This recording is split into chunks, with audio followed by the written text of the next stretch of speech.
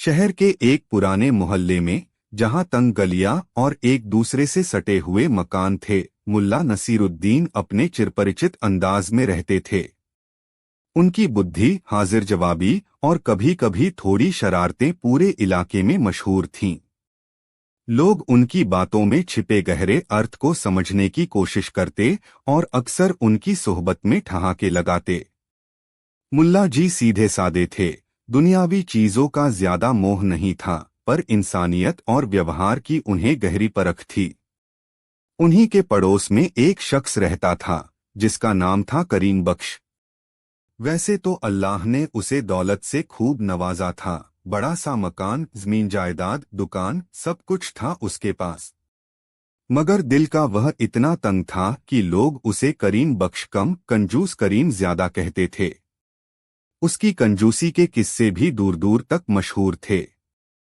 कहते हैं, वह फटे कपड़ों को तब तक सिलता रहता जब तक उनमें सिलने की जगह न बचे। खाने में इतना हिसाब रखता कि मेहमान तो दूर, घर वाले भी ढंग से पेट नहीं भर पाते थे।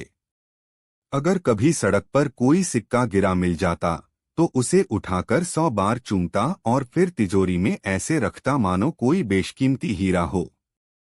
मोहल्ले में कोई खुशी का मौका हो, शादी ब्याह या कोई त्योहार, हर कोई अपनी हैसियत के मुताबिक चंदा देता या मदद करता, मगर कंजूस करीम हमेशा कोई न कोई बहाना बनाकर बच निकलता।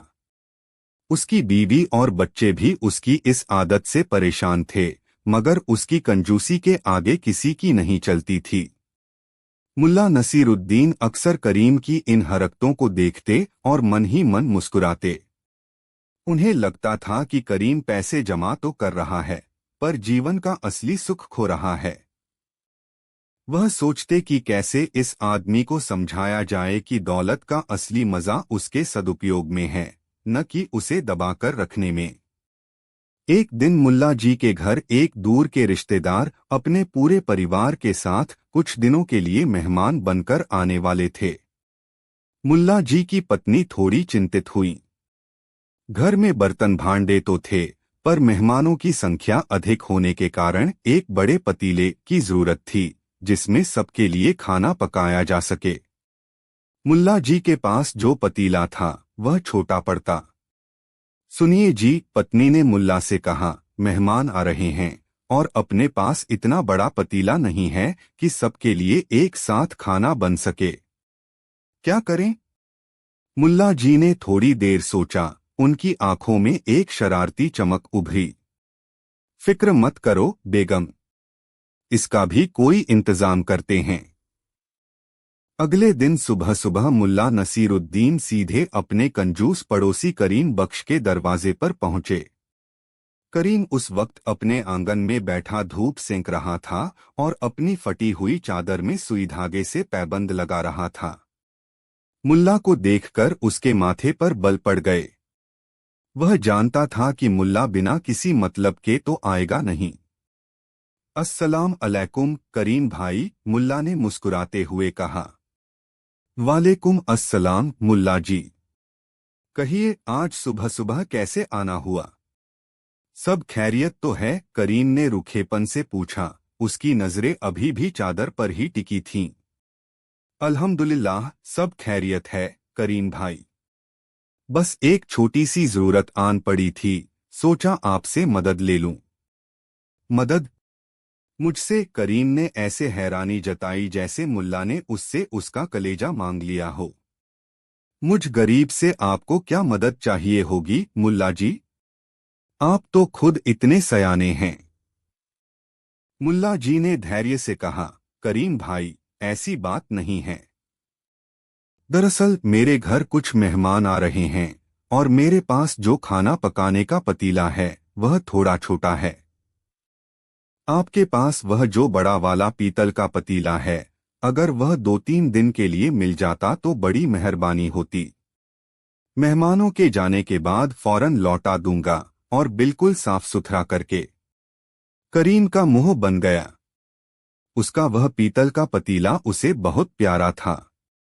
उसे शादी में मिला था और वह उसे बहुत संभाल कर रखता था, साल में एकाध बार ही निकालता था। किसी को देने का तो सवाल ही पैदा नहीं होता था।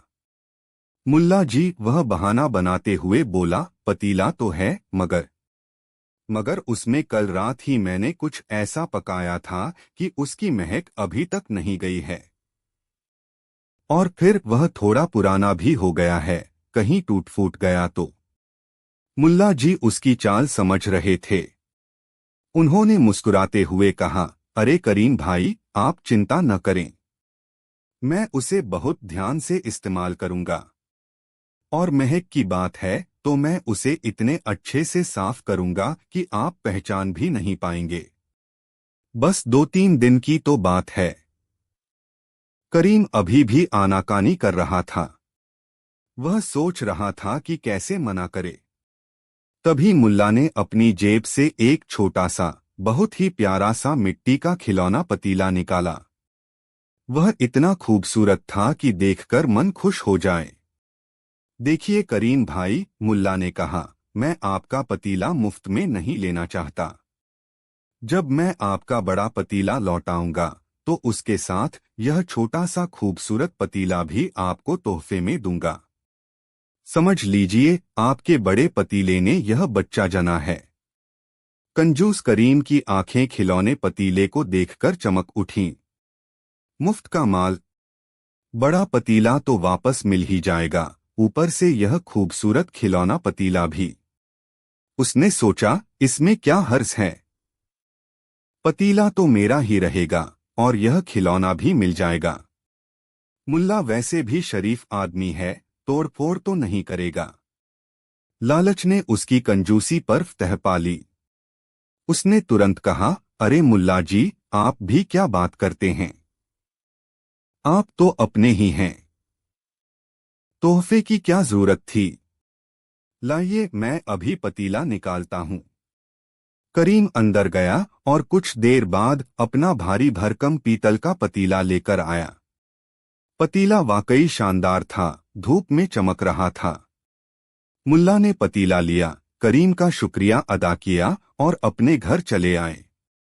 मुल्ला की पत्नी ने जब पतीला देखा तो खुश हो गईं। अरे वाह, यह तो बहुत बढ़िया पतीला है, पर यह कंजूस करीम मान कैसे गया। मुल्ला जी ने मुस्कुराते हुए पूरी बात बताई। पत्नी भी सुनकर हंस पड़ी।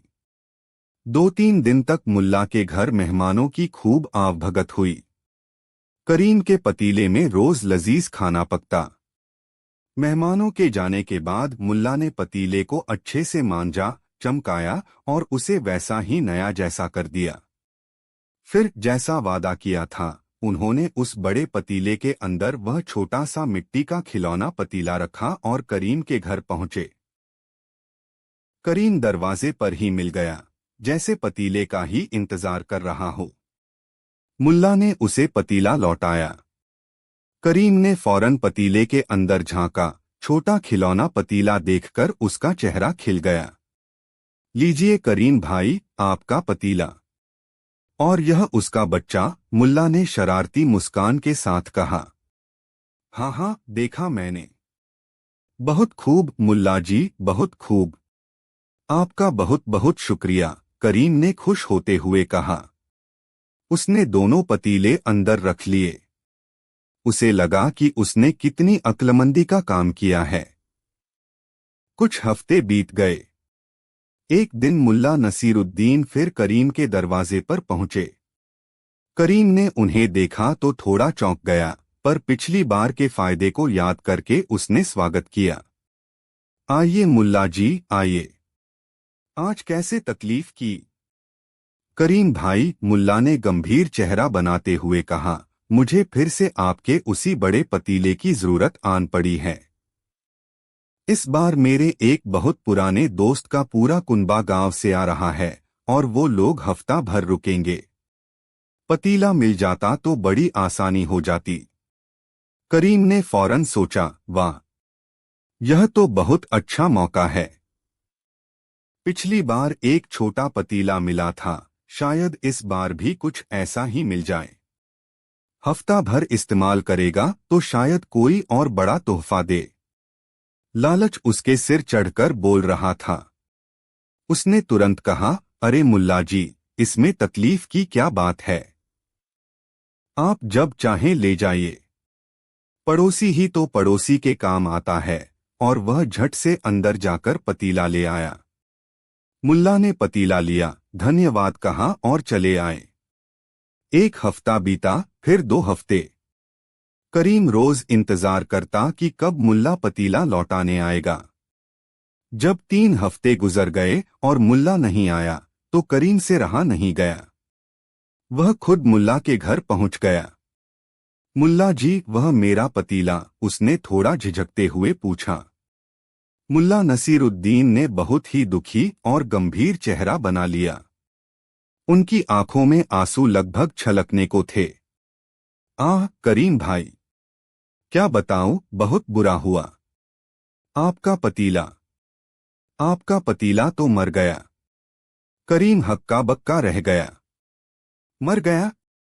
क्या मतलब मर गया? पतीला भी कहीं मरता है क्या? आप मजाक तो नहीं कर रहे मुल्ला जी? उसे अपनी कानों पर यकीन नहीं हो रहा था। नहीं करीम भाई, मजाक क्यों करूंगा भला, मुल्ला ने रुआसी आवाज में कहा। मैं खुद बहुत दुखी हूं। बेचारा पतीला आपके घर से आया था, हट्टा कट्टा था। मेरे घर आकर कुछ दिन तो ठीक रहा, फिर अचानक बीमार पड़ गया।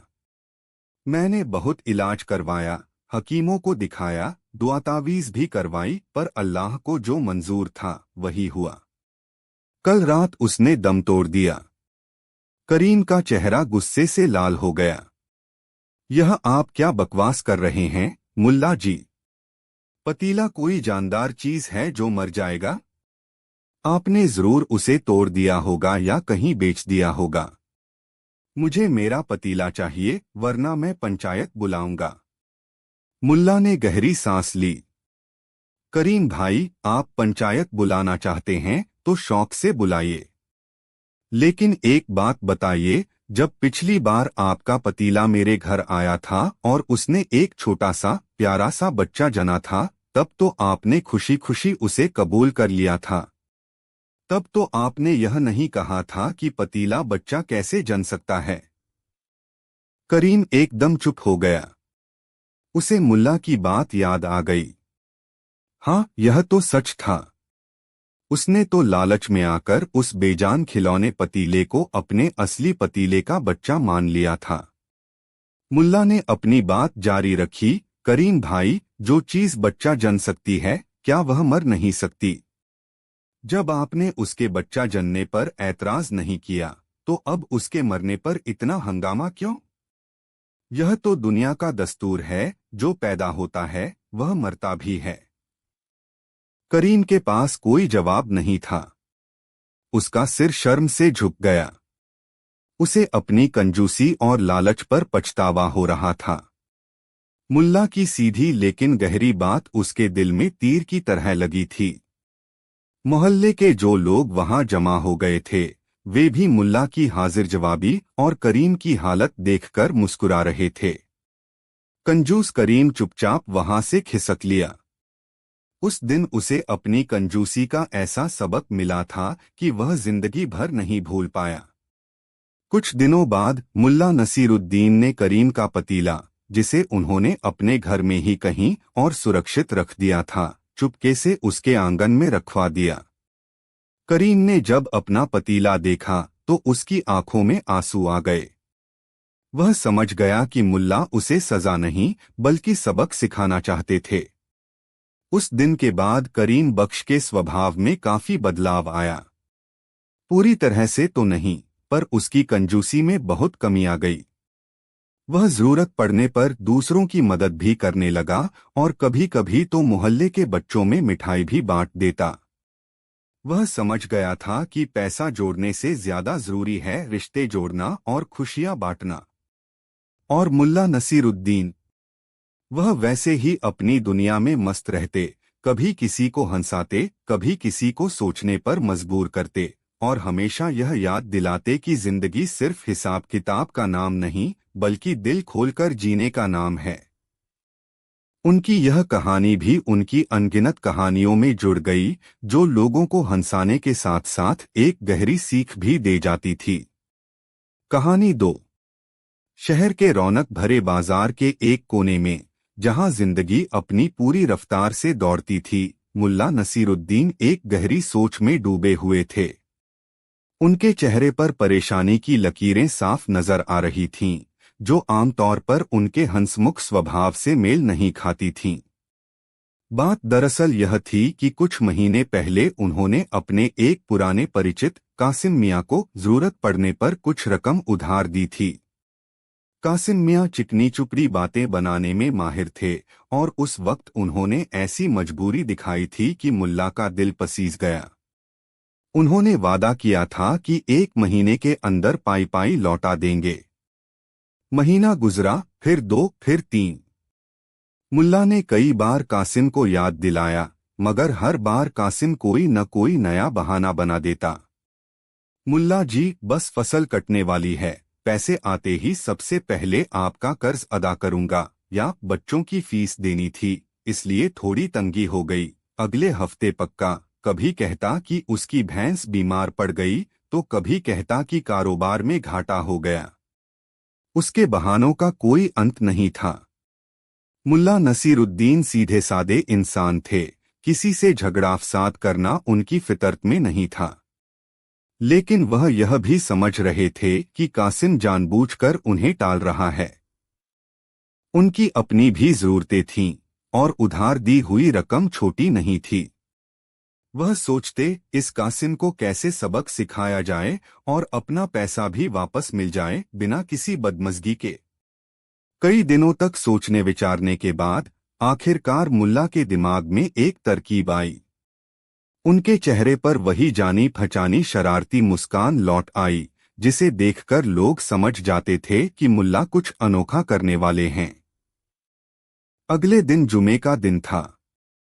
शहर की बड़ी मस्जिद के बाहर, जहां नमाज के बाद अच्छी खासी भीड़ जमा होती थी, मुल्ला नसीरुद्दीन अपनी एक पुरानी, थोड़ी घिसी हुई मगर साफ सुथरी चादर लेकर पहुंच गए। उन्होंने चादर को जमीन पर बिछाया और उसके एक कोने पर बैठकर आवाज लगानी शुरू की, जैसे कोई सौदागर अपना माल बेच रहा हो। आइए हजरात, आइए। एक नायाब चादर, किस्मत जगाने वाली चादर। जो इसे खरीदेगा, उसकी तकदीर बदल जाएगी। सस्ती, सुंदर, टिकाऊ और बरकत वाली चादर। लोगों को बड़ा अचंभा हुआ। मुल्ला नसीरुद्दीन और चादर बेचना। कुछ लोग कौतूहलवश उनके पास जमा होने लगे। क्या बात है मुल्ला जी, आज आप यह चादर बेच रहे हैं? खैरियत तो है? एक परिचित ने पूछा। मुल्ला ने बड़ी संजीदगी से जवाब दिया, हाँ भाई, खैरियत ही समझो। यह कोई मामूली चादर नहीं है। यह बड़ी करामाती चादर है। इसकी खूबियां सुनोगे तो हैरान रह जाओगे। भीड़ थोड़ी और बढ़ गई। कासिम मियां भी नमाज पढ़कर मस्जिद से निकले थे, और उन्होंने जब मुल्ला को इस तरह चादर बेचते देखा तो ठिठक गए। वह चुपचाप भीड़ में एक किनारे खड़े होकर तमाशा देखने लगे। मुल्ला ने अपनी आवाज और बुलंद की, साहिबान, इस चादर की पहली खूबी यह है कि यह सर्दी में गर्मी का एहसास कराती है और गर्मी में ठंडक पहुंचाती है। एक आदमी हंसा, मुल्ला जी, यह तो हर चादर करती है। इसमें नया क्या है? मुल्ला ने उसे घूर कर देखा, जनाब, पूरी बात तो सुनिए। यह चादर मौसम के हिसाब से अपना मिजाज बदलती है। लेकिन इसकी सबसे बड़ी खूबी यह नहीं है। उन्होंने थोड़ा रुककर रहस्यमय अंदाज में कहना शुरू किया, इस चादर की सबसे बड़ी खूबी यह है कि अगर इसका मालिक किसी को कोई चीज उधार दे, चाहे वह पैसा हो या कोई और वस्तु, और उधार लेने वाला वापस करने में आनाकानी करे, तो यह चादर उसे चैन से सोने नहीं देती। भीड़ में कानाफूसी शुरू हो गई। कासिम मियां के चेहरे का रंग थोड़ा उड़ गया। वह समझने की कोशिश कर रहे थे कि मुल्ला आखिर कहना क्या चाह रहे हैं। मुल्ला ने अपनी बात जारी रखी, जी हाँ, आपने सही सुना। जैसे ही उधार लेने वाला इस चादर के मालिक के पैसे या चीज दबाकर बैठने की कोशिश करता है, यह चादर रात को उसे सपने में जाकर याद दिलाती है। पहले तो प्यार से समझाती है, फिर थोड़ा डराती है। अगर फिर भी वह न समझे तो मुल्ला ने अपनी आंखें नचाते हुए कहा, तो यह चादर उसके सपनों में कांटे बनकर चुभने लगती है। उसे ऐसा महसूस होता है जैसे बिच्छू और सांप उसे डस रहे हों। नींद हराम हो जाती है, खाना पीना दूभर हो जाता है। अब तो भीड़ में बैठे कुछ लोग, जो शायद खुद भी किसी के कर्जदार थे, थोड़ा असहज महसूस करने लगे। कासिम मियां पसीना पसीना हो रहे थे, हालांकि मौसम खुशनुमा था। वह बार बार अपने माथे से पसीना पोंछ रहे थे। एक दिलेर आदमी ने पूछा, मुल्ला जी, क्या यह सच है, या आप बस अपनी चादर बेचने के लिए कहानी गढ़ रहे हैं? मुल्ला ने सीने पर हाथ रखकर कहा, अल्लाह की कसम खाकर कहता हूं, जो कह रहा हूं सच कह रहा हूं।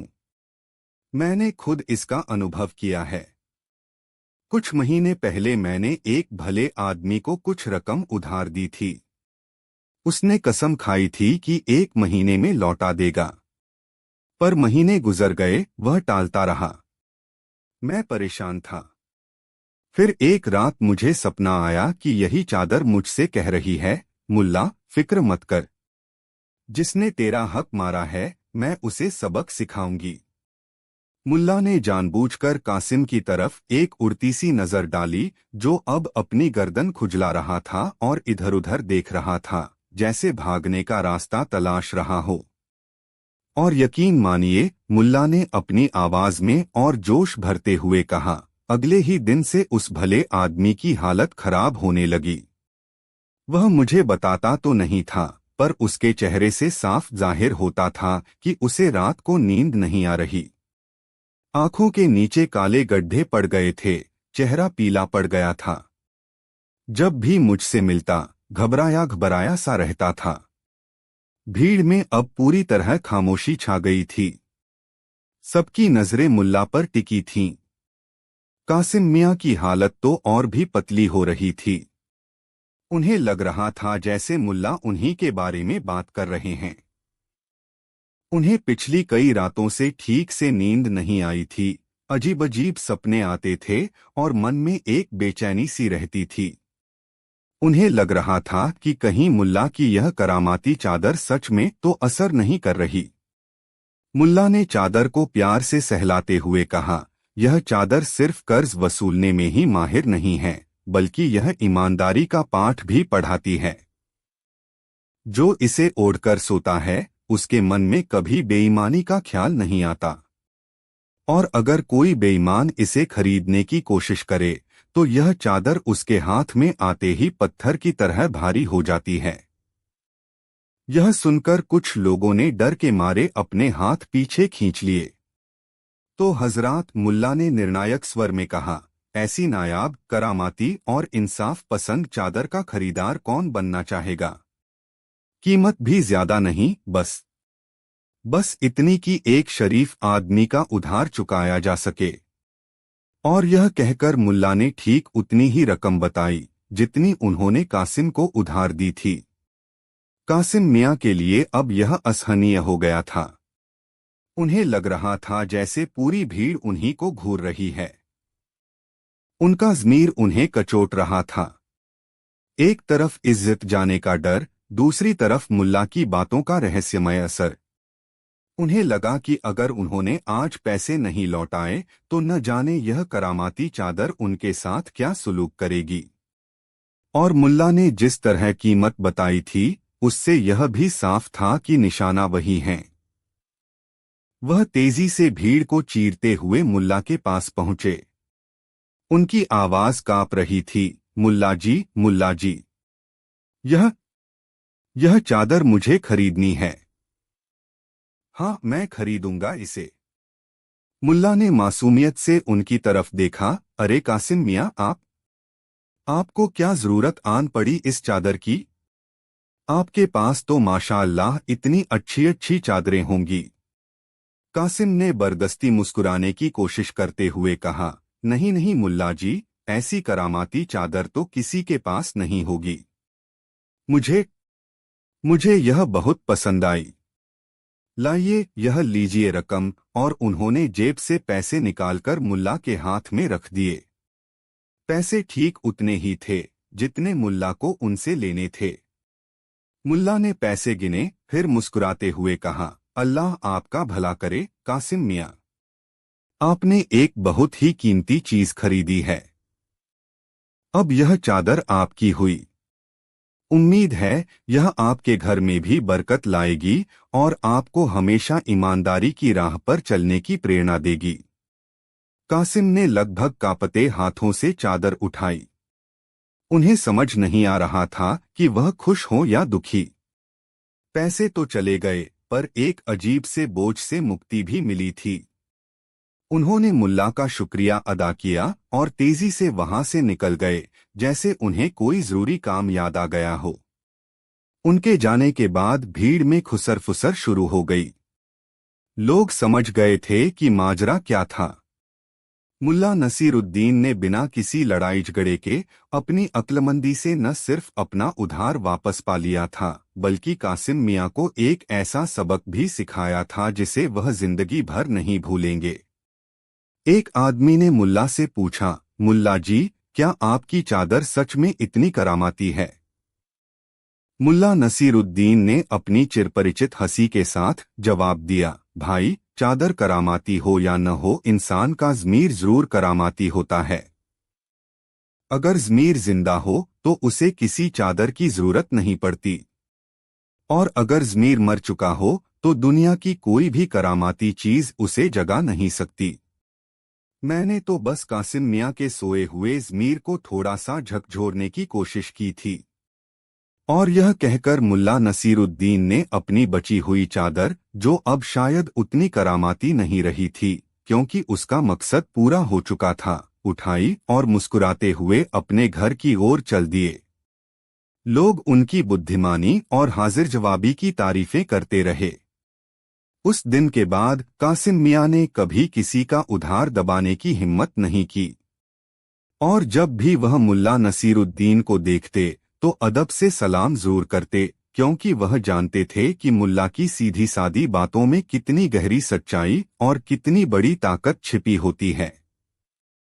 और वह करामाती चादर, कहते हैं कासिम मियाँ ने उसे बड़े सहेज कर रखा, शायद इस डर से कि कहीं वह सच में अपना असर न दिखाने लगे, या शायद मुल्ला की याद और उनके सिखाए सबक के तौर पर।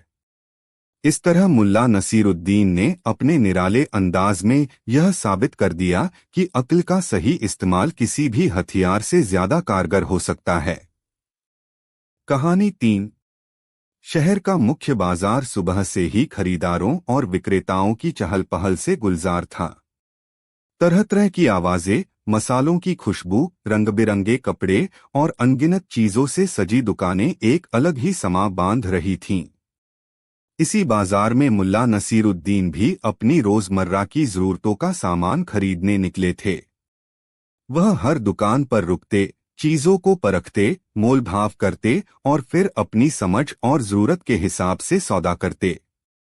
मुल्ला जी को दुनियादारी की अच्छी समझ थी और उन्हें कोई आसानी से ठग नहीं सकता था। घूमते घामते मुल्ला जी एक कपड़े की दुकान पर पहुंचे। दुकान का मालिक हाजी इब्राहिम पूरे बाजार में अपनी चतुराई और मोल भाव में सख्ती के लिए जाना जाता था। वह ग्राहकों को अपनी बातों के जाल में ऐसा फंसाता कि वे अक्सर महंगी चीजें भी खुशी खुशी खरीद लेते थे। हाजी इब्राहिम ने दूर से ही मुल्ला को अपनी दुकान की तरफ आते देखा तो उसके चेहरे पर एक मक्कार मुस्कान तैर गई। उसने सोचा, आज मुल्ला को कुछ ऐसा बेचूंगा कि वह याद रखेगा। अस्सलाम अलैकुम मुल्ला जी। आइए आइए, बड़ी मेहरबानी जो आपने इस गरीब की दुकान पर कदम रखे। हाजी इब्राहिम ने बड़ी मिठास और अदब से मुल्ला का स्वागत किया, जबकि मन ही मन वह उन्हें फंसाने की योजना बना रहा था। वालेकुम अस्सलाम हाजी साहब, मुल्ला ने सहज भाव से जवाब दिया। मुझे अपनी पुरानी पगड़ी के लिए थोड़ा कपड़ा चाहिए था। कुछ अच्छा और टिकाऊ दिखाइए। हाजी इब्राहिम की आंखें चमक उठीं। पगड़ी का कपड़ा? अरे मुल्ला जी, आप सही जगह आए हैं। मेरे पास ऐसी ऐसी नायाब पगड़ियों के कपड़े हैं कि देखकर आपकी तबीयत खुश हो जाएगी। बगदाद से लेकर दमिश्क तक का माल है मेरे पास। उसने फौरन अपने नौकरों को इशारा किया और देखते ही देखते दुकान में बेहतरीन कपड़ों के थान सज गए। रेशमी, सूती, जरी वाले, सादे, रंग-बिरंगे कपड़ों का अंबार लग गया। मुल्ला नसीरुद्दीन ने इत्मीनान से कपड़ों को देखना शुरू किया। वह हर कपड़े को छूकर देखते, उसकी बुनावट परखते और उसकी मजबूती का अंदाजा लगाते। हाजी इब्राहिम लगातार हर कपड़े की तारीफों के पुल बांध रहा था। यह देखिए मुल्ला जी, यह खास शाही रेशम है। इसे पहनने के बाद आपकी शान ही निराली हो जाएगी। बादशाह सलामत भी ऐसी ही पगड़ी पहनते हैं। वह एक चमकदार कपड़े की ओर इशारा करते हुए बोला। मुल्ला ने कपड़े को हाथ में लिया, उसे उलट पुलट कर देखा और फिर रख दिया। हाँ, कपड़ा तो उम्दा है हाजी साहब, मगर मेरी जेब इतनी शाही नहीं है। कुछ और दिखाइए जो मेरे बजट में हो। हाजी इब्राहिम ने मन में सोचा, मुल्ला को बातों में लाना आसान नहीं। उसने दूसरा थान निकाला। यह देखिए, यह खास मलमल है, मिस्र से आया है। गर्मी में एकदम ठंडा और पहनने में बहुत हल्का। आपकी उम्र के हिसाब से यह बेहतरीन रहेगा।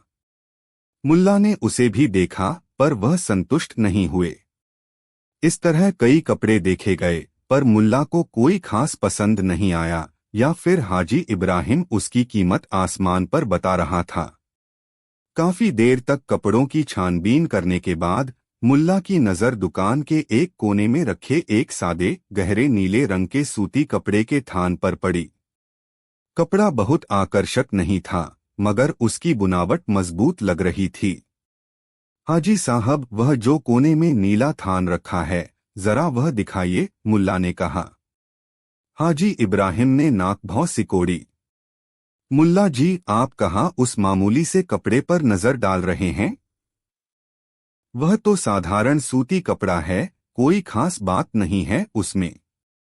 आप यह जरी वाला देखिए, इसकी चमक तो देखिए। वह जाहिर तौर पर उस सादे कपड़े को बेचने में ज्यादा दिलचस्पी नहीं दिखा रहा था, क्योंकि उसमें मुनाफा कम था।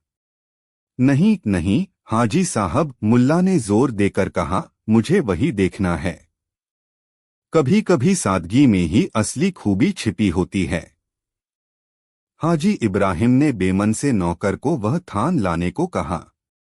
मुल्ला ने कपड़े को ध्यान से देखा। वह मोटा और मजबूत था, रंग भी पक्का लग रहा था। मुल्ला को वह कपड़ा अपनी पगड़ी के लिए उपयुक्त लगा। हाँ, यह ठीक है, मुल्ला ने कहा। इसका क्या दाम है हाजी साहब? हाजी इब्राहिम ने एक पल सोचा। वह जानता था कि यह कपड़ा सस्ता है, पर मुल्ला के सामने वह अपनी व्यापारी बुद्धि का प्रदर्शन करना चाहता था। उसने कपड़े की असल कीमत से लगभग दोगुना दाम बताया। मुल्ला जी, यह कपड़ा देखने में सादा जरूर है, पर यह खास नील रंग से रंगा गया है, जो नील नदी के किनारे उगने वाले खास पौधों से बनता है। इसकी मजबूती भी बेमिसाल है। आपके लिए सिर्फ 50 दीनार। मुल्ला नसीरुद्दीन ने हाजी इब्राहिम की तरफ देखा और मुस्कुरा दिए। वह समझ गए थे कि व्यापारी उन्हें ठगने की कोशिश कर रहा है। 50 दीनार उस कपड़े के लिए बहुत ज्यादा थे। 50 दीनार, मुल्ला ने हैरानी से कहा। हाजी साहब, यह तो बहुत ज्यादा है। यह कपड़ा इतना कीमती तो नहीं लगता। हाजी इब्राहिम ने फौरन अपनी बात को वजनदार बनाने की कोशिश की। मुल्ला जी, आप इसकी खासियत नहीं समझ रहे। यह रंग कभी फीका नहीं पड़ेगा और कपड़ा सालों साल चलेगा। ऐसी चीजें रोज रोज नहीं मिलती। मुल्ला ने कुछ देर सोचने का नाटक किया, फिर बोले, ठीक है हाजी साहब, कपड़ा तो मुझे पसंद है, पर दाम कुछ ज्यादा लग रहा है। क्या आप इसमें कुछ गुंजाइश नहीं करेंगे? हाजी इब्राहिम मन ही मन खुश हुआ। उसे लगा कि मुल्ला अब उसके जाल में फंस रहा है। मुल्ला जी, आप हमारे पुराने ग्राहक हैं, आपसे क्या ज्यादा लेना। चलिए आपके लिए 45 दीनार लगा दूंगा। इससे कम तो मुमकिन नहीं, वरना मुझे घाटा हो जाएगा। उसने ऐसा भाव बनाया जैसे वह बहुत बड़ा त्याग कर रहा हो। मुल्ला ने फिर सिर हिलाया। नहीं हाजी साहब, यह अभी भी ज्यादा है। मैं इसके 30 दीनार से ज्यादा नहीं दे सकता। अब मोल भाव का असली दौर शुरू हुआ। हाजी इब्राहिम अपनी कीमत से टस से मस नहीं हो रहा था और मुल्ला भी अपनी बात पर अड़े हुए थे। दुकान पर खड़े दूसरे ग्राहक भी इस दिलचस्प सौदेबाजी को देखने लगे थे। देखिए मुल्ला जी, 40 दीनार से एक पाई कम नहीं होगी, हाजी इब्राहिम ने अंतिम फैसला सुनाने के अंदाज में कहा। मुल्ला नसीरुद्दीन ने कपड़े के थान को एक बार फिर गौर से देखा। फिर उन्होंने एक अजीब सी हरकत की। उन्होंने थान का एक कोना पकड़ा और उसे अपनी नाक के पास ले जाकर सूंघा। फिर दूसरा कोना सूंघा, फिर बीच का हिस्सा।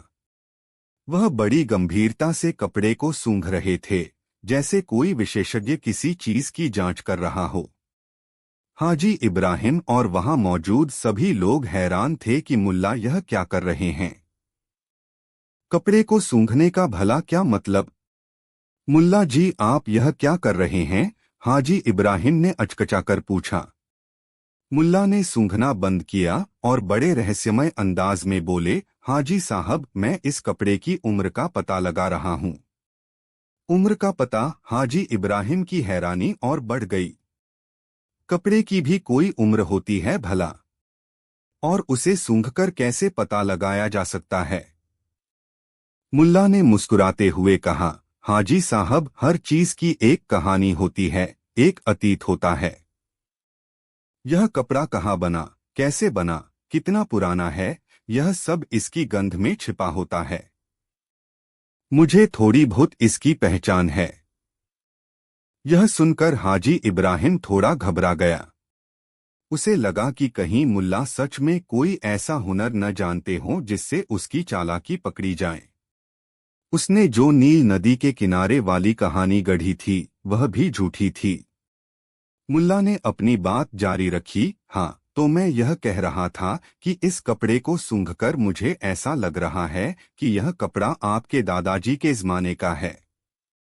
शायद उन्होंने इसे किसी और व्यापारी से खरीदा होगा, फिर यह आपके वालिद साहब के पास आया और अब आपके पास। यह कपड़ा कई गोदामों की हवा खा चुका है, हाजी साहब। हाजी इब्राहिम का चेहरा थोड़ा पीला पड़ गया। मुल्ला की बात में सच्चाई तो नहीं थी, पर जिस आत्मविश्वास से वह कह रहे थे, उससे हाजी को लगने लगा कि कहीं मुल्ला ने सचमुच कुछ भाप तो नहीं लिया। मुल्ला ने आगे कहा, और देखिए, इसकी गंध में थोड़ी सी चूहों की भी महक आ रही है। लगता है जिस गोदाम में यह रखा था, वहां चूहे भी काफी थे। और यह जो किनारे पर थोड़ा सा रंग उड़ा हुआ है, यह शायद नमी की वजह से है। अब तो हाजी इब्राहिम के पसीने छूटने लगे। मुल्ला की बातें तीर की तरह लग रही थीं। हालांकि यह सब मुल्ला का अंदाजा ही था, पर वह इतनी सटीकता से कह रहे थे कि हाजी को लगा जैसे मुल्ला उसकी दुकान के हर राज से वाकिफ हैं। दुकान पर खड़े लोग भी मुल्ला की बातों को बड़े ध्यान से सुन रहे थे और मंद मंद मुस्कुरा रहे थे। उन्हें भी मजा आ रहा था। मुल्ला ने अपनी बात खत्म करते हुए कहा, तो हाजी साहब, इतना पुराना, गोदामों की धूल फांकता और चूहों का जूठा किया हुआ कपड़ा, इसके लिए 40 दीनार तो बहुत ज्यादा हैं। हाँ, अगर आप इसे 15 दीनार में देना चाहें तो मैं ले सकता हूँ। आखिर मुझे तो सिर्फ अपनी पगड़ी बनानी है, किसी म्यूजियम में तो रखना नहीं है। हाजी इब्राहिम की हालत देखने लायक थी। वह समझ गया था कि मुल्ला नसीरुद्दीन कोई सीधे सादे ग्राहक नहीं हैं, बल्कि वह उससे भी 2 कदम आगे की सोच रखते हैं। उसकी सारी चतुराई धरी की धरी रह गई थी। उसे डर था कि अगर उसने और जिद की तो मुल्ला न जाने और क्या क्या सूंघकर बता देंगे, जिससे उसकी बची खुची इज्जत भी मिट्टी में मिल जाएगी। उसने एक गहरी सांस ली, अपने माथे का पसीना पोंछा और टूटी हुई आवाज में कहा, ठीक है मुल्ला जी। आप भी क्या याद रखेंगे? ले जाइए 15 दीनार में। पर आइंदा किसी और को यह कीमत मत बताइएगा, वरना मेरा तो दिवाला निकल जाएगा।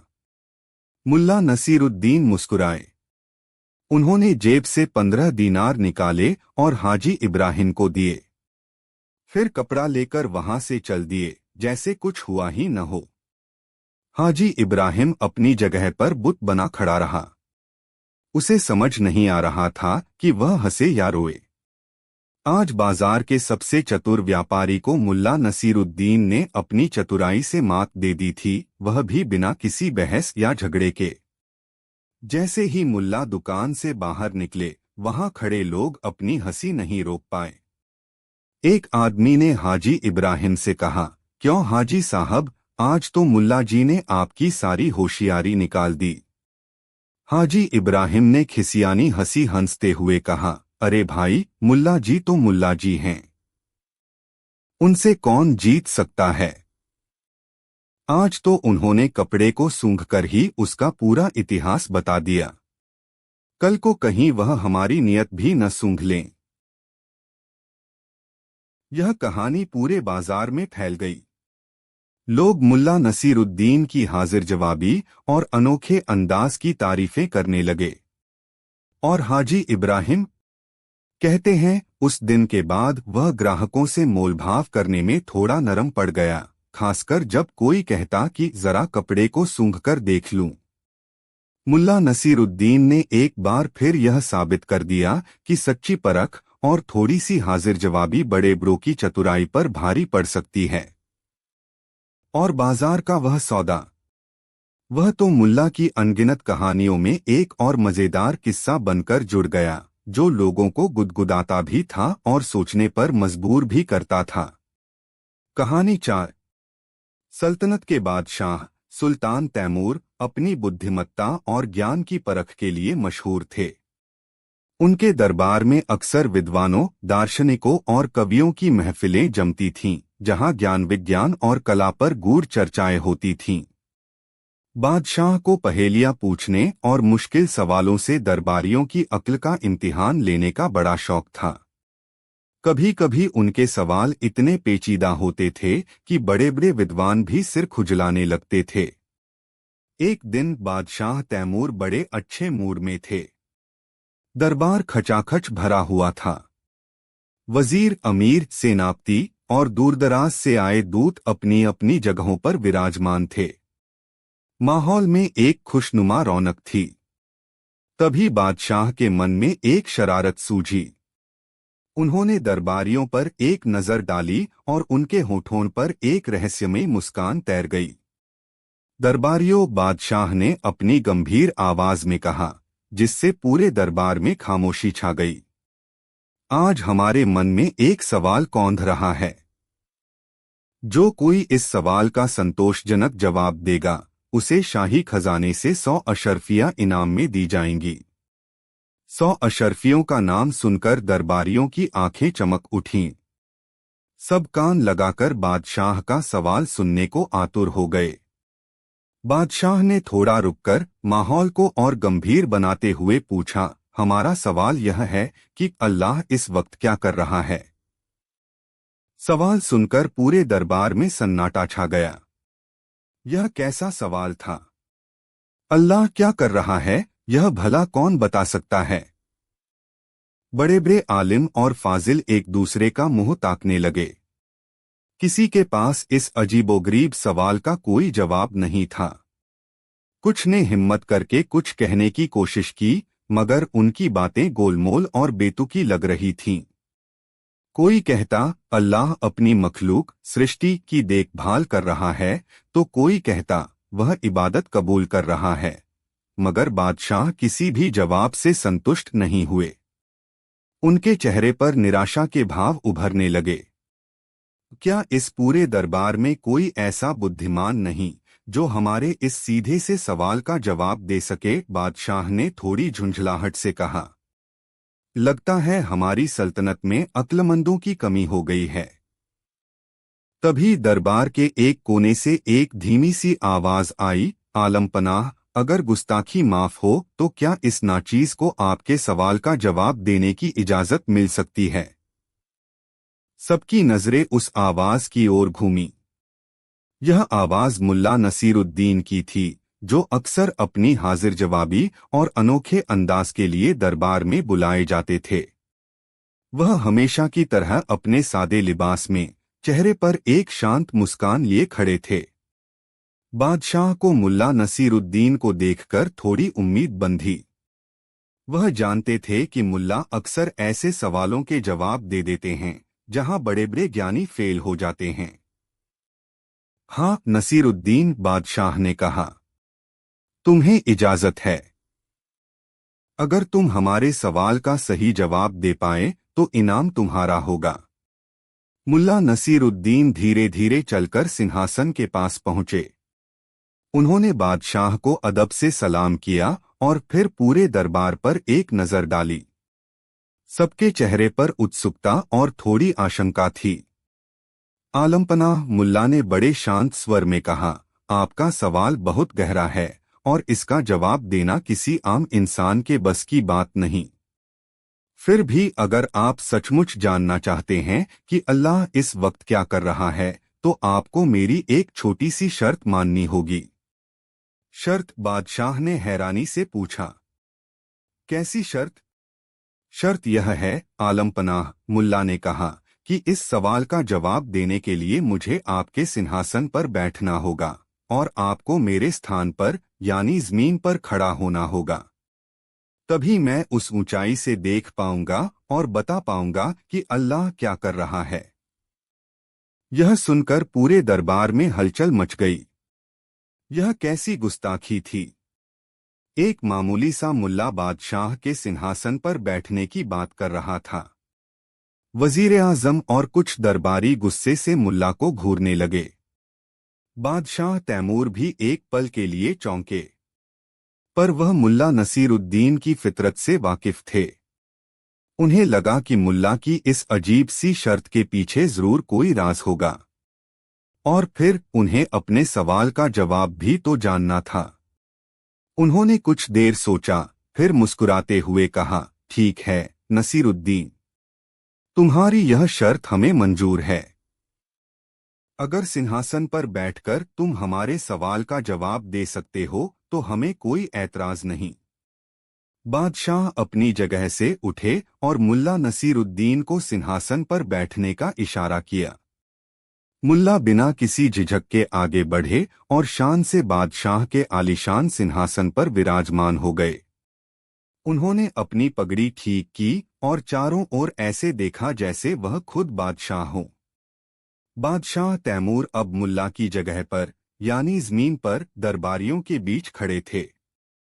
यह नजारा देखने लायक था। बादशाह जमीन पर और एक आम आदमी सिंहासन पर। दरबारियों को अपनी आंखों पर यकीन नहीं हो रहा था। मुल्ला नसीरुद्दीन ने सिंहासन पर बैठकर एक गहरी सांस ली, जैसे वह किसी महत्वपूर्ण घोषणा की तैयारी कर रहे हों। फिर उन्होंने बादशाह तैमूर की ओर देखा, जो अब बड़ी बेसब्री से उनके जवाब का इंतजार कर रहे थे। तो आलमपनाह, मुल्ला ने सिंहासन से अपनी आवाज को थोड़ा रौबदार बनाते हुए कहा, अब मैं आपको बताता हूं कि अल्लाह इस वक्त क्या कर रहा है। पूरा दरबार सांस रोके मुल्ला का जवाब सुनने को तैयार था। मुल्ला ने अपनी उंगली बादशाह तैमूर की ओर करते हुए कहा, अल्लाह इस वक्त यह कर रहा है कि वह एक बादशाह को जमीन पर खड़ा कर रहा है और एक नसीरुद्दीन जैसे फकीर को सल्तनत के तख्त पर बिठा रहा है। जैसे ही मुल्ला ने यह कहा, पूरे दरबार में एक पल के लिए गहरा सन्नाटा छा गया। फिर अचानक बादशाह तैमूर जोर जोर से हंसने लगे। उनकी हंसी इतनी जोरदार और दिलखुश थी कि पूरा दरबार गूंज उठा। वह हंसते हंसते लोटपोट हो रहे थे। बादशाह को हंसता देख दरबारियों को भी मुल्ला के जवाब का गहरा अर्थ समझ में आया। मुल्ला ने कितने साधारण और सटीक शब्दों में एक बहुत बड़ी सच्चाई बयान कर दी थी। अल्लाह की मर्जी के आगे कोई बादशाह है न कोई फकीर। वह पल भर में किसी को भी अर्श से फर्श पर और फर्श से अर्श पर पहुंचा सकता है। जब बादशाह की हंसी थोड़ी थमी तो उनकी आंखों में प्रशंसा के भाव थे। उन्होंने मुल्ला नसीरुद्दीन की ओर देखा और कहा, वाह नसीरुद्दीन वाह, मान गए तुम्हारी हाजिर जवाबी और अक्लमंदी को। तुमने हमारे मुश्किल सवाल का इतना शानदार और गहरा जवाब दिया है कि हम निशब्द हो गए हैं। तुम सच में इनाम के हकदार हो। बादशाह ने फौरन अपने खजांची को हुक्म दिया कि मुल्ला नसीरुद्दीन को 100 अशरफिया इनाम में दी जाए। मुल्ला नसीरुद्दीन सिंहासन से उतरे, बादशाह को फिर से अदब से सलाम किया और इनाम कबूल किया। नसीरुद्दीन बादशाह ने कहा, तुम्हारी बातों में हमेशा कोई न कोई गहरी सीख छिपी होती है। आज तुमने हमें न सिर्फ हंसाया बल्कि एक बहुत बड़ा सबक भी सिखाया है कि इंसान को कभी अपनी ताकत और हैसियत पर घमंड नहीं करना चाहिए, क्योंकि सब कुछ उसी एक अल्लाह के हाथ में है। मुल्ला ने विनम्रता से कहा, आलमपनाह, मैं तो बस एक जरिया हूं। असली ज्ञान तो अल्लाह ही देता है। मैं तो बस वही कहता हूं जो वह मुझसे कहलवाता है। उस दिन के बाद बादशाह तैमूर के मन में मुल्ला नसीरुद्दीन के लिए इज्जत और भी बढ़ गई। वह अक्सर मुल्ला को दरबार में बुलाते और उनसे मशविरा लेते, और दरबार में जब भी कोई मुश्किल सवाल उठता तो सबकी नजरें सबसे पहले मुल्ला नसीरुद्दीन को ही तलाशती थीं। मुल्ला नसीरुद्दीन की यह कहानी भी उनकी अनगिनत कहानियों में जुड़ गई, जो न सिर्फ लोगों का मनोरंजन करती थीं बल्कि उन्हें जिंदगी की गहरी सच्चाइयों से भी रूबरू कराती थीं। यह कहानी बताती है कि सच्ची बुद्धिमत्ता और हाजिर जवाबी किसी भी मुश्किल सवाल का हल निकाल सकती है, और कभी-कभी सबसे सीधे जवाब ही सबसे गहरे होते हैं। और यह भी कि अल्लाह की कुदरत के आगे हर कोई बराबर है, चाहे वह बादशाह हो या फकीर। मुल्ला का वह जवाब आज भी लोगों को सोचने पर मजबूर करता है और यह याद दिलाता है कि दुनिया का निजाम चलाने वाली शक्ति कितनी बड़ी और अप्रत्याशित है। कहानी 5। उस सल्तनत के बादशाह सुल्तान महमूद अपनी न्यायप्रियता और प्रजा के प्रति स्नेह के लिए जाने जाते थे, लेकिन पिछले कुछ समय से वह एक अजीब सी उदासी और चिड़चिड़ेपन का शिकार हो गए थे। किसी बात में उनका मन नहीं लगता था, न दरबार की रौनक उन्हें भाती थी, न शिकार का शौक उन्हें खींच पाता था। बेहतरीन मस्खरे और विदूषक भी उन्हें हंसाने में नाकामयाब हो चुके थे।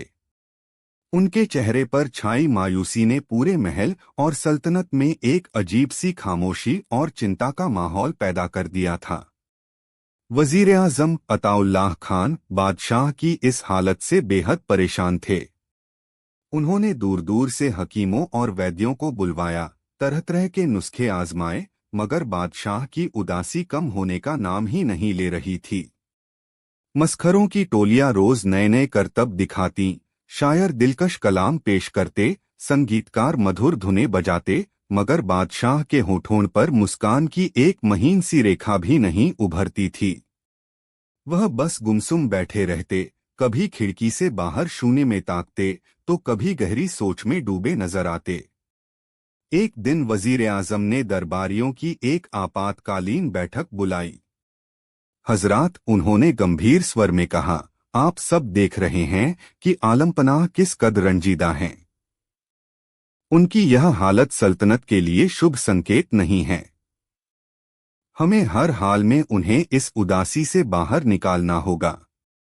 क्या आप में से किसी के पास कोई ऐसी तरकीब है जिससे बादशाह सलामत के चेहरे पर मुस्कान लौट सके? दरबार में सन्नाटा छा गया।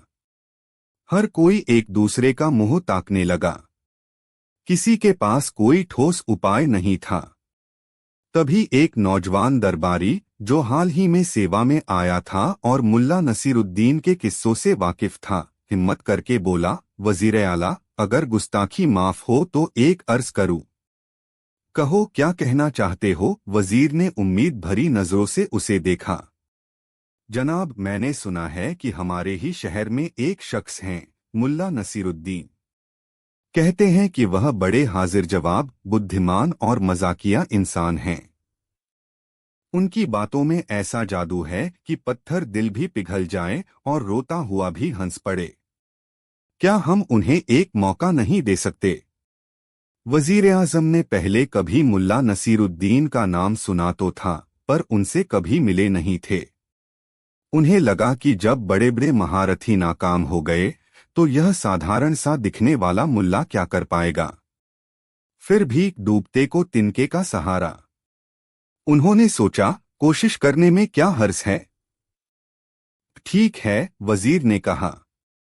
पता लगाओ यह मुल्ला नसीरुद्दीन कहाँ रहते हैं और उन्हें कल सुबह दरबार में हाजिर होने का हुक्म दो। लेकिन उन्हें यह बता देना कि अगर वह बादशाह को हंसाने में कामयाब नहीं हुए तो उनका अंजाम अच्छा नहीं होगा। यह धमकी सिर्फ इसलिए दी गई थी ताकि मुल्ला मामले की गंभीरता को समझें। हुक्म की तामील हुई। मुल्ला नसीरुद्दीन तक पैगाम पहुंचाया गया। मुल्ला ने जब सुना कि उन्हें बादशाह को हंसाने के लिए बुलाया गया है तो वह जरा भी विचलित नहीं हुए। उनके चेहरे पर वही चिरपरिचित मुस्कान थी। उन्होंने कहा, जरूर, मैं कल सुबह दरबार में हाजिर हो जाऊंगा। अगले दिन सुबह मुल्ला नसीरुद्दीन अपने मामूली से लिबास में अपने प्यारे गधे पर सवार होकर शाही महल की ओर चल पड़े। महल के द्वार पर संतरियों ने उन्हें रोका, पर जब उन्होंने अपना परिचय दिया तो उन्हें अंदर जाने दिया गया। दरबार खचाखच भरा हुआ था। वजीर, अमीर, उलेमा और अन्य दरबारी अपनी अपनी जगहों पर बैठे थे। सबके चेहरे पर उत्सुकता और थोड़ी आशंका थी। बीच में ऊंचे सिंहासन पर बादशाह सुल्तान महमूद विराजमान थे। उनके चेहरे पर वही गहरी उदासी छाई हुई थी। मुल्ला नसीरुद्दीन ने अदब से झुककर बादशाह को सलाम किया। तो तुम हो नसीरुद्दीन? बादशाह ने भारी आवाज में पूछा। उनकी नजरों में कोई भाव नहीं था। हमने सुना है तुम लोगों को हंसाने में माहिर हो। आज तुम्हारी परीक्षा है। अगर तुम हमें हंसाने में कामयाब रहे तो तुम्हें मुंह मांगा इनाम मिलेगा, और अगर नाकाम रहे। बादशाह ने अपनी बात अधूरी छोड़ दी, मगर उनके लहजे की सख्ती सब कुछ बयां कर रही थी। मुल्ला नसीरुद्दीन जरा भी नहीं घबराए। उन्होंने मुस्कुराते हुए कहा, आलमपनाह, हंसाना और हंसना तो ऊपर वाले की देन है। बंदा तो बस कोशिश कर सकता है। आपकी इजाजत हो तो कुछ अर्ज करूं। इजाजत है, बादशाह ने बेरुखी से कहा। मुल्ला ने चारों ओर दरबार में नजर दौड़ाई। फिर वह धीरे धीरे सिंहासन के पास पहुंचे और अचानक जमीन पर ऐसे पसर गए जैसे कोई थककर चूर हो गया हो। उन्होंने अपनी आंखें बंद कर लीं और जोर जोर से खर्राटे भरने लगे। दरबार में सन्नाटा छा गया। सब हैरान थे कि यह मुल्ला क्या कर रहा है। बादशाह को हंसाने के बजाय यह तो खुद सो रहा है, वह भी खर्राटों के साथ। वजीर आजम का चेहरा गुस्से से लाल हो गया। उन्हें लगा कि मुल्ला ने दरबार का और बादशाह का अपमान किया है। कुछ देर तक मुल्ला के खर्राटों की आवाज दरबार में गूंजती रही। बादशाह भी अवाक थे। उन्होंने आज तक ऐसा नजारा नहीं देखा था। उनके चेहरे पर उदासी के साथ साथ अब थोड़ी हैरानी भी झलक रही थी। अचानक मुल्ला ने एक आंख खोली, बादशाह की तरफ देखा और फिर आंख बंद करके और जोर से खर्राटे भरने लगे। इस बार उनके खर्राटों की आवाज में थोड़ी लय भी थी, जैसे कोई संगीत बज रहा हो। अब दरबारियों से रहा नहीं गया। कुछ लोग अपनी हंसी दबाने की कोशिश कर रहे थे, कुछ गुस्से में थे और कुछ समझ नहीं पा रहे थे कि यह हो क्या रहा है। वजीर आजम ने कड़क आवाज में कहा, मुल्ला नसीरुद्दीन, यह क्या बेहूदगी है? तुम्हें बादशाह को हंसाने के लिए बुलाया गया था, सोने और खर्राटे भरने के लिए नहीं। मुल्ला झट से उठकर बैठ गए, ऐसे जैसे गहरी नींद से जागे हों। उन्होंने अपनी आंखें मलीं और बड़ी मासूमियत से पूछा, क्या हुआ जनाब? क्या मैंने कुछ गलत किया? मैं तो बस यह सोच रहा था कि आलम पनाह इतने परेशान और थके हुए लग रहे हैं, शायद उन्हें थोड़ी देर आराम की जरूरत हो। और मैंने सुना है कि खर्राटों की आवाज सुनकर अच्छी नींद आती है। मैं तो बस उनकी मदद करने की कोशिश कर रहा था। यह सुनकर कुछ दरबारियों के होठों पर दबी हुई मुस्कान आ गई। बादशाह के चेहरे पर भी पहली बार उदासी के भाव थोड़े कम हुए, उनकी भ्रिकुटी थोड़ी ऊपर उठी, जैसे वह मुल्ला की इस अजीब हरकत और उसके जवाब पर गौर कर रहे हों। मदद? बादशाह ने थोड़ी हैरानी से पूछा। खर्राटे मारकर तुम हमारी मदद कर रहे थे? जी आलम पनाह, मुल्ला ने बड़ी संजीदगी से कहा।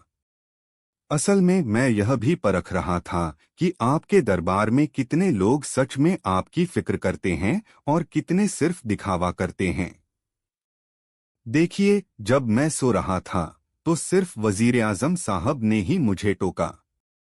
बाकी सब तो या तो मजे ले रहे थे या उन्हें कोई फर्क ही नहीं पड़ रहा था।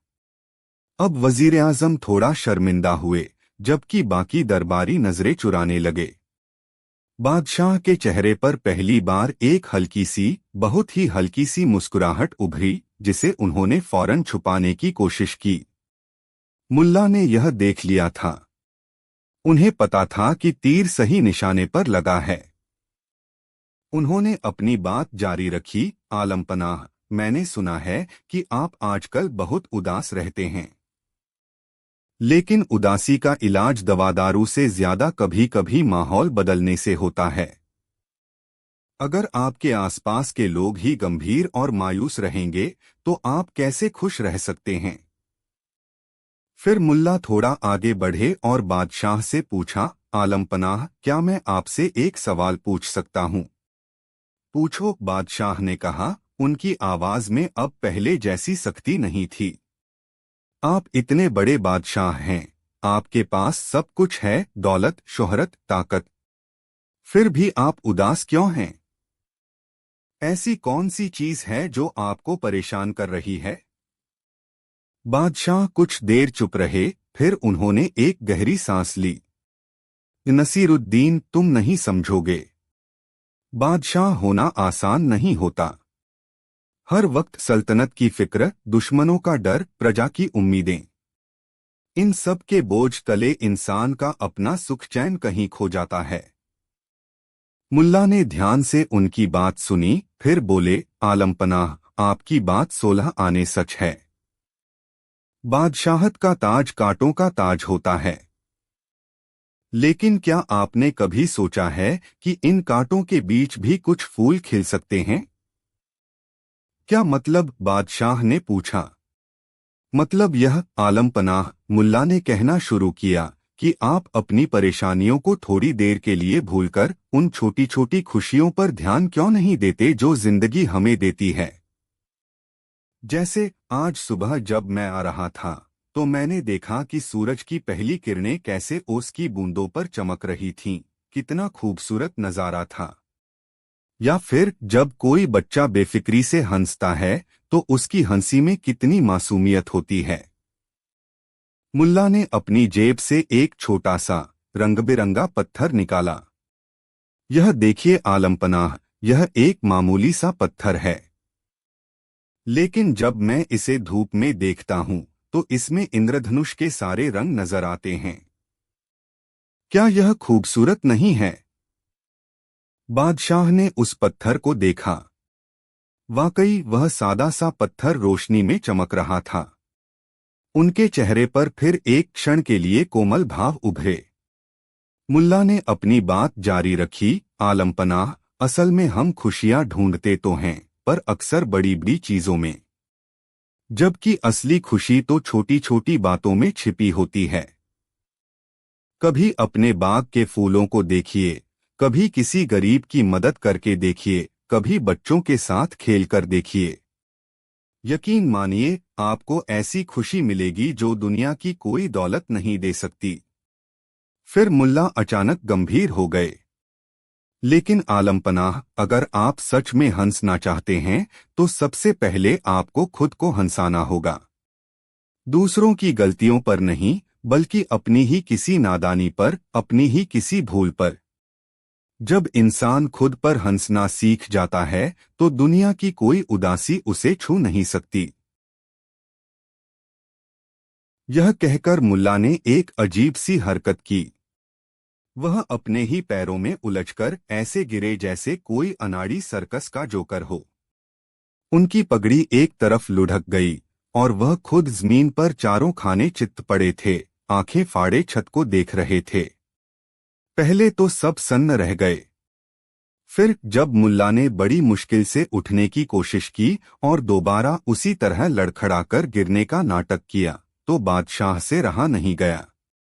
पहले उनके होठों पर एक हल्की सी मुस्कान उभरी, फिर वह धीरे धीरे खिलखिलाने लगे और देखते ही देखते उनकी हंसी पूरे दरबार में गूंजने लगी। वह इतनी जोर से और इतने दिल खोलकर हंस रहे थे जैसा दरबारियों ने उन्हें महीनों से नहीं देखा था। बादशाह को हंसता देख वजीर आजम और बाकी दरबारियों की भी जान में जान आई। वे भी मुस्कुराने लगे, कुछ तो बादशाह की हंसी में शामिल भी हो गए। पूरे दरबार का माहौल ही बदल गया था। उदासी और खामोशी की जगह अब खुशी और ठहाकों ने ले ली थी। जब बादशाह की हंसी थोड़ी थमी तो उनकी आंखों में आंसू थे, मगर इस बार खुशी के आंसू। उन्होंने मुल्ला नसीरुद्दीन की तरफ देखा, जो अब अपनी पगड़ी ठीक करते हुए मुस्कुरा रहे थे। नसीरुद्दीन, बादशाह ने हंसते हुए कहा, तुम सच में कमाल के आदमी हो। तुमने वह कर दिखाया जो बड़े बड़े मस्खरे और हकीम नहीं कर पाए। तुमने न सिर्फ मुझे हंसाया, बल्कि मुझे जिंदगी का एक बहुत बड़ा सबक भी सिखाया। मुल्ला ने अदब से सिर झुकाया। आलम पनाह, यह तो बस मेरी छोटी सी कोशिश थी। असली खुशी तो आपके दिल में ही छिपी थी, मैंने तो बस उसे बाहर निकालने में थोड़ी मदद की है। बादशाह बहुत प्रसन्न हुए। उन्होंने मुल्ला नसीरुद्दीन को ढेर सारे इनाम और अशर्फिया देने का हुक्म दिया। लेकिन मुल्ला ने विनम्रता से कहा, आलम पनाह, मेरे लिए सबसे बड़ा इनाम आपकी यह मुस्कान है। अगर आप इजाजत दें तो मैं बस एक छोटी सी चीज मांगना चाहूंगा। कहो नसीरुद्दीन, जो मांगोगे मिलेगा, बादशाह ने उदारता से कहा। आलम पनाह, मुल्ला ने कहा, मैं बस यह चाहता हूं कि आप वादा करें कि आप रोज कम से कम एक बार दिल खोलकर जरूर हंसेंगे, चाहे वजह कोई भी हो। और कभी कभी आईने में देखकर खुद पर भी हंसेंगे। बादशाह मुस्कुराए। नसीरुद्दीन, तुम्हारा यह मशविरा मुझे मंजूर है। मैं आज से ही इस पर अमल करूंगा। उस दिन के बाद बादशाह सुल्तान महमूद के स्वभाव में सचमुच बदलाव आ गया। वह पहले से ज्यादा खुश रहने लगे, दरबार के कामों में भी उनका मन लगने लगा और वह अक्सर छोटी छोटी बातों पर भी मुस्कुरा देते थे। और हाँ, वह मुल्ला नसीरुद्दीन को कभी नहीं भूले। उन्हें अक्सर दरबार में बुलाया जाता, न सिर्फ हंसाने के लिए बल्कि उनकी बुद्धिमत्तापूर्ण सलाह के लिए भी। और मुल्ला नसीरुद्दीन, वह वैसे ही अपनी सादगी और हाजिर जवाबी से लोगों के दिलों में जगह बनाते रहे, यह साबित करते हुए कि हंसी सबसे बड़ी दवा है और एक सच्ची मुस्कान किसी भी सल्तनत के खजाने से ज्यादा कीमती हो सकती है। उनकी यह कहानी भी बादशाह को हंसाने के एक अनोखे कारनामे के तौर पर हमेशा याद की जाती रही। कहानी 6। शहर में एक अजीब बीमारी फैली हुई थी। लोग एक के बाद एक बीमार पड़ रहे थे। किसी को तेज बुखार आता तो किसी का बदन दर्द से टूटता। शहर के नामी गिरामी हकीम और वैद्य अपने सारे नुस्खे आजमा चुके थे, मगर बीमारी काबू में नहीं आ रही थी। हर घर में मायूसी और डर का आलम था। दवाएं बेअसर हो रही थीं और लोग परेशान थे। मुल्ला नसीरुद्दीन भी शहर की इस हालत से चिंतित थे। वह देखते थे कि उनके पड़ोसी और दोस्त कैसे तकलीफ में हैं। उनके दिल में भी लोगों की मदद करने की ख्वाहिश जागी।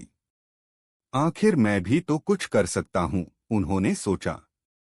मैंने इतनी दुनिया देखी है, इतने किस्से कहानियां सुनी हैं, शायद मेरे पास भी कोई ऐसा नुस्खा हो जो इन बेचारों के काम आ जाए। बस फिर क्या था। मुल्ला नसीरुद्दीन ने ऐलान कर दिया कि वह भी अब लोगों का इलाज करेंगे। उन्होंने अपने घर के बाहर एक छोटी सी तख्ती लगा दी, मुल्ला नसीरुद्दीन हर मर्ज का शर्तिया इलाज। लोगों को यह सुनकर बड़ी हैरानी हुई।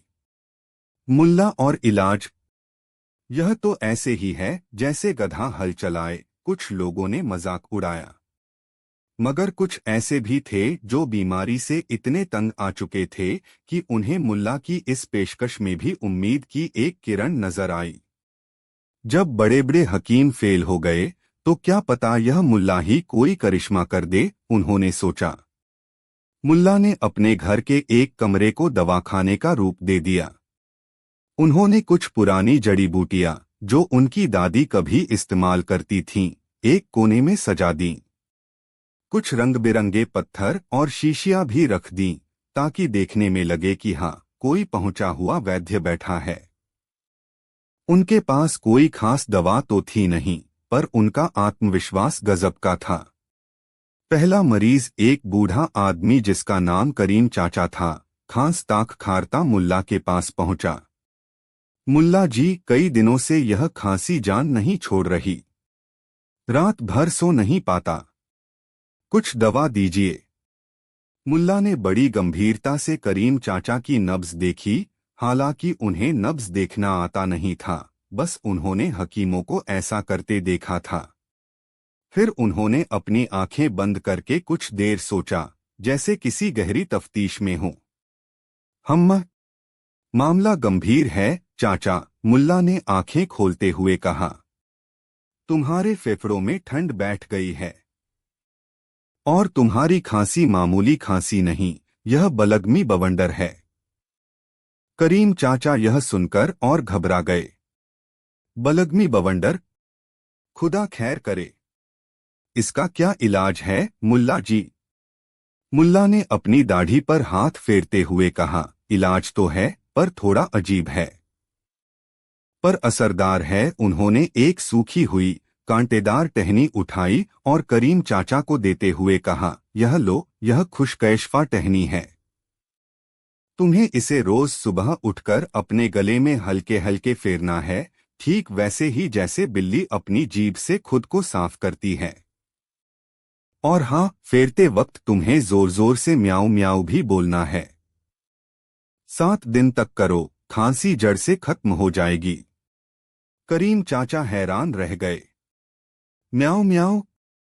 यह कैसा इलाज है मुल्ला जी? अरे चाचा, तुम इलाज पर ध्यान दो, तरीके पर नहीं, मुल्ला ने डांटते हुए कहा। यह बहुत पुराना और आजमाया हुआ नुस्खा है। बस जैसा कहा है वैसा करो।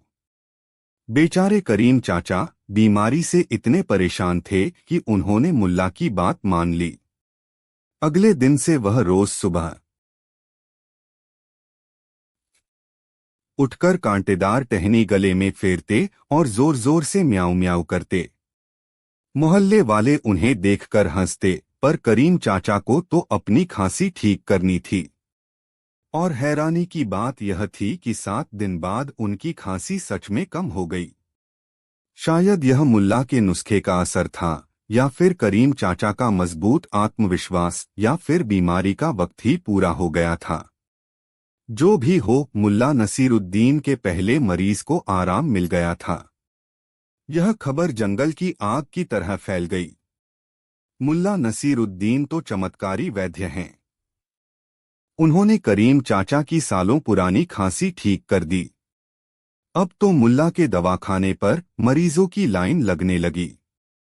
एक औरत आई जिसके सिर में कई दिनों से भयानक दर्द था। मुल्ला जी, यह सिर दर्द जान लिए ले रहा है, कोई दवा दीजिए। मुल्ला ने उसकी भी नब्ज देखी, फिर बोले, तुम्हारे दिमाग में फिक्र के कीड़े घुस गए हैं। ये कीड़े ही तुम्हारे सिर में कुलबुला रहे हैं और दर्द पैदा कर रहे हैं। औरत डर गई। फिक्र के कीड़े? हे अल्लाह, इनका क्या इलाज है? मुल्ला ने एक मिट्टी का छोटा सा घड़ा उठाया जिसमें उन्होंने कुछ कंकड़ डाल रखे थे। उन्होंने घड़ा उस औरत को देते हुए कहा, यह सुकूने दिमाग घड़ा है।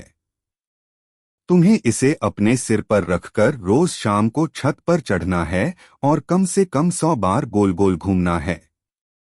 घूमते वक्त तुम्हें यह गाना है, फिक्र के कीड़े भाग जा, मेरा सिर खाली कर जा। 1 हफ्ते में सारे कीड़े भाग जाएंगे और सिर दर्द गायब। औरत ने भी वैसा ही किया। रोज शाम को वह सिर पर घड़ा रखकर छत पर गोल गोल घूमती और गाना गाती। बच्चे उसे देखकर तालियां बजाते। और कमाल देखिए, उसका सिर दर्द भी धीरे धीरे कम हो गया। एक नौजवान आया जिसे भूख नहीं लगती थी। मुल्ला ने उसे देखा और कहा, तुम्हारे पेट में आलस का अजगर कुंडली मारकर बैठ गया है। जब तक यह अजगर नहीं निकलेगा तुम्हें भूख नहीं लगेगी। आलस का अजगर? नौजवान घबरा गया। इसे कैसे निकालेंगे मुल्ला जी? मुल्ला ने उसे एक लंबी रस्सी दी और कहा, तुम्हें रोज सुबह सूरज निकलने से पहले उठना है। इस रस्सी का एक सिरा अपने बिस्तर के पाए से बांधना है और दूसरा सिरा अपने हाथ में पकड़कर घर से बाहर निकलना है। तुम्हें तब तक चलते रहना है जब तक रस्सी पूरी तरह तन न जाए। फिर तुम्हें जोर से चिल्लाना है, निकल जा आलसी अजगर, मुझे लगी है जोरों की भूख। यह तुम्हें 21 दिन तक करना है। नौजवान ने भी मुल्ला का बताया नुस्खा आजमाया। रोज सुबह रस्सी पकड़कर वह मीलों चलता और चिल्लाता। कुछ ही दिनों में उसे सच में भूख लगने लगी और वह पहले से ज्यादा चुस्त दुरुस्त भी हो गया। मुल्ला नसीरुद्दीन के ऐसे ही अजीबोगरीब नुस्खों से लोगों को फायदा होने लगा। किसी को वह उल्टे कपड़े पहनने की सलाह देते तो किसी को रात में छत पर खड़े होकर तारों से बातें करने को कहते। किसी मरीज को वह जोर जोर से हंसने का इलाज बताते तो किसी को चुपचाप बैठकर मक्खियां गिनने का। उनके तरीके भले ही अटपटे थे पर लोग ठीक हो रहे थे। शहर के बाकी हकीम और वैद्य यह देखकर हैरान भी थे और थोड़े नाराज भी। यह मुल्ला तो हमारी दुकान ही बंद करवा देगा, वे आपस में कहते। न इसके पास कोई डिग्री है न कोई तजुर्बा, यह तो बस तुक्के मार रहा है। एक दिन शहर के सबसे बड़े हकीम लुकमान सानी, जो खुद को लुकमान हकीम का वंशज बताते थे, मुल्ला नसीरुद्दीन के पास पहुंचे। उनके चेहरे पर गुस्सा और घमंड साफ झलक रहा था। मुल्ला नसीरुद्दीन, उन्होंने कड़क आवाज में कहा, यह तुम क्या गोरखधंधा चला रहे हो? तुम्हारे पास न कोई इल्म है न कोई सनद। तुम किस हक से लोगों का इलाज कर रहे हो? यह तो सरासर धोखा है। मुल्ला नसीरुद्दीन, जो उस वक्त एक मरीज को अपने गधे के कान में अपनी बीमारी बताने का नुस्खा समझा रहे थे, हकीम साहब की तरफ मुड़े। हकीम साहब आदाब, मुल्ला ने शांत स्वर में कहा। मैं कोई धोखा नहीं कर रहा, मैं तो बस लोगों की मदद करने की कोशिश कर रहा हूँ। और अल्लाह का शुक्र है कि मेरे नुस्खों से उन्हें फायदा भी हो रहा है। फायदा? तुम इसे फायदा कहते हो? हकीम साहब गुस्से में बोले। तुम तो बस लोगों को बेवकूफ बना रहे हो। तुम्हारे इन ऊटपटांग तरीकों का भला बीमारी से क्या लेना देना? मुल्ला ने मुस्कुराते हुए कहा, हकीम साहब आप बड़े ज्ञानी हैं। आपने मोटी मोटी किताबें पढ़ी हैं, बड़ी बड़ी दवाएं जानते हैं, पर क्या आपने कभी सोचा है कि बीमारी सिर्फ जिस्म की नहीं होती, मन की भी होती है? हकीम साहब थोड़ा चौंके। मन की बीमारी? यह तुम क्या कह रहे हो? मुल्ला ने अपनी बात जारी रखी। हकीम साहब, जब लोग लंबे समय तक बीमार रहते हैं तो उनका मन भी बीमार पड़ जाता है। वे उम्मीद खो देते हैं, मायूस हो जाते हैं। आपकी दवाएं जिस्म पर तो असर करती होंगी, पर मन का क्या? मैं अपने इन ऊटपटांग तरीकों से उनके मन को बहलाता हूँ, उनमें उम्मीद जगाता हूँ। जब वे कुछ अजीब और मजेदार करते हैं तो वे अपनी बीमारी को थोड़ी देर के लिए भूल जाते हैं। उनका ध्यान बंट जाता है और कभी कभी यही ध्यान बंटना उनके ठीक होने की पहली सीढ़ी बन जाता है। मुल्ला ने आगे कहा, जब करीम चाचा म्याऊं म्याऊं करते हैं तो शायद उनकी खांसी पर इसका कोई सीधा असर न हो, पर उनके चेहरे पर जो मुस्कान आती है वह किसी भी दवा से कम नहीं। जब वह औरत सिर पर घड़ा रखकर घूमती है तो वह अपनी चिंताएं भूल जाती है, और जब वह नौजवान रस्सी पकड़कर दौड़ता है तो उसका आलस्य अपने आप भाग जाता है। हकीम लुकमान सानी चुपचाप मुल्ला की बातें सुन रहे थे। उनके चेहरे का गुस्सा धीरे धीरे हैरानी में बदल रहा था। उन्होंने कभी इस नजरिए से सोचा ही नहीं था। मुल्ला ने अपनी बात खत्म करते हुए कहा, हकीम साहब, मैं यह नहीं कहता कि आपकी दवाएं बेकार हैं। वे अपनी जगह जरूरी हैं, पर कभी कभी बीमारी को हराने के लिए दवा के साथ साथ दुआ, हिम्मत और थोड़ी सी पागलपंती की भी जरूरत होती है। मैं तो बस वही पागलपंती लोगों को देता हूं। हकीम लुकमान सानी के पास कहने को कुछ नहीं था। मुल्ला नसीरुद्दीन की सीधी सादी बातों में एक गहरी सच्चाई छिपी थी। उन्होंने महसूस किया कि वह इतने सालों से सिर्फ जिस्म का इलाज करते रहे, मन की तरफ तो उनका ध्यान ही नहीं गया। वह चुपचाप वहां से चले गए। उस दिन के बाद उनके इलाज करने के तरीके में भी थोड़ा बदलाव आया। वह मरीजों से पहले से ज्यादा नरमी से बात करने लगे, उनकी हिम्मत बंधाने लगे। और मुल्ला नसीरुद्दीन, वह वैसे ही अपने अजीब तरीकों से लोगों का इलाज करते रहे। कुछ लोग उन्हें पागल वैद्य कहते तो कुछ चमत्कारी मुल्ला। पर एक बात तो तय थी, मुल्ला नसीरुद्दीन ने शहर के लोगों को न सिर्फ बीमारी से लड़ने की हिम्मत दी, बल्कि उन्हें यह भी सिखाया कि जिंदगी में कभी कभी थोड़ी सी बेवकूफ़ी और हंसी मजाक भी बड़े बड़े मर्ज की दवा बन सकती है।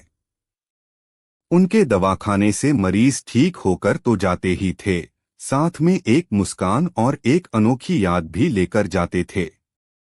और यही मुल्ला नसीरुद्दीन की सबसे बड़ी कामयाबी थी।